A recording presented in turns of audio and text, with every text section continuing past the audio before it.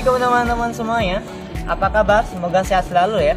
Sekarang kita akan mulai kembali belajar tentang matematika, melanjutkan materi tentang penyajian data. Kemarin kita sudah belajar tentang diagram batang dan diagram lingkaran. Sekarang kita akan lanjut dengan diagram garis dan diagram gambar. Yuk kita lihat videonya.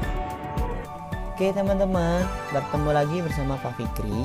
Kali ini kita akan belajar matematikanya masih dengan materi yang kemarin, yaitu penyajian data. Namun hal yang berbeda dalam penyajian data kali ini, kita akan belajar tentang penyajian data dalam diagram gambar dan diagram garis.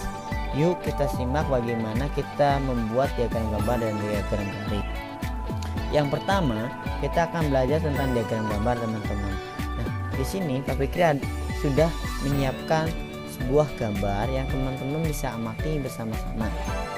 Apa sih diagram gambar menurut teman-teman dari gambar tersebut yang bisa kita jelaskan? Nah, Pak Fikri jelaskan ya. Yang pertama adalah diagram gambar itu adalah bentuk penyajian data yang menggunakan gambar-gambar, di mana gambar-gambar itu mewakili nilai-nilai tertentu. Dan yang kedua, apabila data mengenai hal-hal yang menarik dan dapat dilukiskan dalam gambar, maka diagram gambar itu dapat dibuat. Dan yang ketiga, diagram gambar lebih mudah dalam menjumlahkan karena setiap gambar mewakili jumlah tertentu. Sudah ini Pak Fikri ambil kasusnya, yaitu ada di Sekolah Alam Bogor, di mana Sekolah Alam Bogor itu terdapat lembaga pendidikan mulai dari tingkat TK, SD, SMP, dan SMA. Nah, banyaknya siswa itu bisa dijelaskan berdasarkan tabel yang ada di gambar ini teman-teman, di mana tingkat pendidikan dari TK sampai SMA ini kita bisa melihat ada jumlah frekuensinya atau ada banyaknya yang data yang bisa kita lihat melalui gambar teman-teman, di mana masing-masing gambar itu akan mewakili jumlah siswa teman-teman. Di sini gambarnya itu menunjukkan gambar orang ya teman-teman, di mana gambar orang ini mewakili 20 orang siswa. Setiap gambar itu mewakili 20 orang siswa, sehingga kita bisa menghitung berapa jumlah TK secara keseluruhan, jumlah SD, dan sampai dengan jumlah SMA. Nah, kita tentukan dulu nih untuk mencari jumlah siswa TK. Nah, kita bisa melihat teman-teman, kita menghitung jumlah siswa TK itu dari gambar itu ada 8 teman-teman. Lalu kita kalikan dengan 20. Dari mana 20? 20 itu didapat dari satu gambar ini teman-teman. Ya, karena satu gambar orang itu mewakili 20 orang siswa, sehingga di sini kita bisa menghitung berapa jumlah siswa TK, yaitu dari 8 gambar dikalikan dengan 20, yaitu jumlahnya adalah 160 siswa teman-teman. Dan yang kedua, untuk mencari siswa SD itu pun sama, kita menghitung jumlah orang yang ada di tabel. Jumlah orang yang ada di tabel itu ada 9 dan dikalikan dengan 20, sehingga hasilnya adalah 180 siswa.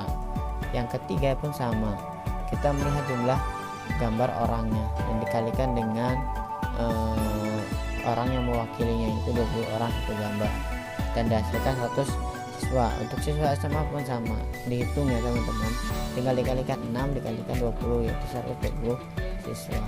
Semoga teman-teman mengerti ya sampai sini. Kita lanjut nih untuk pembahasan yang kedua, yaitu kita mengenal diagram garis. Ada beberapa cara untuk menampilkan data berdasarkan diagram garis teman-teman. Nah, apa sih diagram garis itu?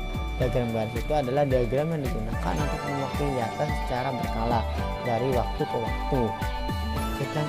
Sehingga secara umum diagram garis itu sering digunakan untuk melihat perubahan dan pertumbuhan sesuatu secara berkelanjutan. Kita ambil contoh kasus di ini adalah pertumbuhan penjualan mobil teman-teman, di mana kita harus membuat terlebih dahulu garis vertikal dan garis horizontal teman-teman, sama seperti halnya kita membuat diagram batang.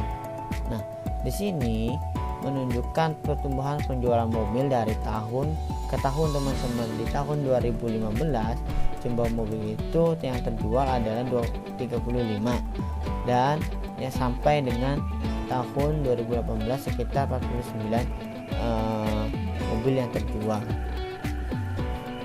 Untuk membuat diagram garis itu ada hal yang perlu kita perhatikan teman-teman.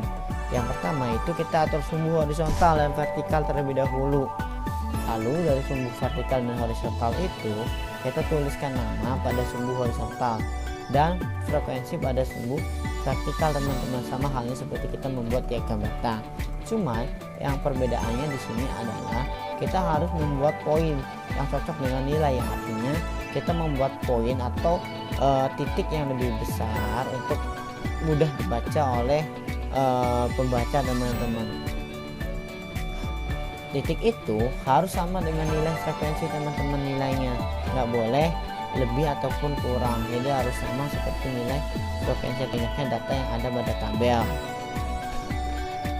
Nah, dari setiap poin itu lalu kita bisa menggabungkan atau kita bisa membuat garis lurus sehingga bisa terlihat pola pada tabel yang ada pada contoh kasus ini teman-teman. Contoh kasus yang kedua di sini misalkan Pak Fikri membuat banyaknya siswa sekolah Alam Bogor itu dari tahun 2015 sampai 2019 berdasarkan tabel. Nah, dari tabel didapatkan bahwa jumlah siswa sekolah Alam Bogor dari tahun 2015 itu 420 sampai dengan 2019 itu sekitar 520. Nah, pertanyaannya bagaimana sih kita membuat diagram garis tersebut?